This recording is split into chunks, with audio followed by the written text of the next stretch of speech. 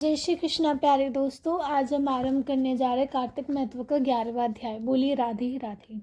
नारद जी ने कहा, एक समय जलंधर पत्नी सहित असुरों से सम्मानित हो सभा में बैठा था तो परम कीर्तिवान श्री शुक्राचार्य जी वहां पहुंचे, जिनके तेज से सब दिशाएं प्रकाशित हो गई।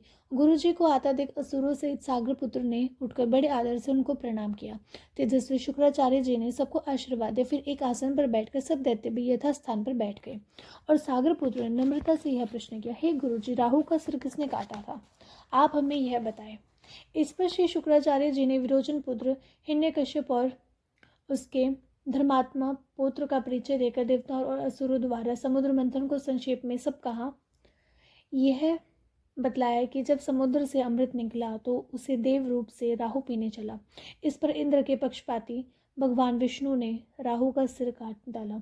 यह सुनने के साथ ही जलंधर के नेत्र लाल हो गए। उसने बड़ा क्रोध किया। फिर अपने तस्मर नामक दूत को बुलाकर गुरु का कहा हुआ सब वृतांत सुनाया और उसे यह आज्ञा दी, तुम शीघ्र ही इंद्रपुरी में जाकर इंद्र को मेरी शरण में लाओ। धस्मर जलंधर का बड़ा निपुण दूत था। वह शीघ्र ही इंद्र की सुधर्मा नामक सभा में जा पहुंचा और जलंधर के शब्दों में कहा, हे देवदानव, तुमने समुद्र को क्यों मथा और मेरे पिता के सब रत्नों को क्यों ले लिया? ऐसा करके तुमने अच्छा नहीं किया। यदि तू अपना भला चाहता है तो उन सब रत्नों सहित देवताओं के साथ मेरी शरण आ, अन्यथा हे सुराधम, मैं सत्य कहता हूँ कि तेरा राज्य ध्वंस हो जाएगा। इस पर इंद्र बहुत विस्मित हुआ और कहने लगा, पहले सागर ने मेरे भय से सब पर्वतों को अपनी कुक्षी में क्यों स्थान दिया और मेरे शत्रु दैत्यों की क्यों रक्षा की? इसी कारण मैंने उनके सब रत्न हरण कर लिए हैं। मैं भी सत्य कहता हूँ कि मेरा द्रोही सुखी नहीं रह सकता। इंद्र की बात सुनकर वह दूत शीघ्र ही जलंधर के पास आया और सब बातें उसे कह सुनाई, जिन्हें सुनते ही वह दैत्य क्रोध के मारे अपने होठ काटने लगा और देवताओं को जीतने के लिए उसने उद्योग आरंभ किया। फिर तो सब दिशाओं तथा पाताल से करोड़ों दैत्य उसके पास पहुंच गए। शुम्भ निशुम्भ सेनापतियों को साथ लेकर जलंधर इंद्र से युद्ध करने लगा। शीघ्र ही इंद्र के नंदन वन में उसने अपनी विशाल सेना उतार दी। वीरों की शंख ध्वनि और घोर गर्जन से इंद्रपुरी गूंज उठी। अमरावती छोड़ देवता उनसे युद्ध करने चले। भयानक मारकाट हुई। दोनों पक्षों के आचार्य अपने अपने मृतकों को जलाने लगे। असुरों के आचार्य गुरु शुक्र अपनी मृत संजीवनी विद्या से और देवगुरु बृहस्पति द्रोणागिरी से औषधि लाकर मुर्दों को जलाते रहे। इस पर जलंधर ने अपने गुरु शुक्राचार्य जी से क्रुद्ध होकर कहा, मेरे हाथ से मरे हुए देवता जी कैसे जाते हैं?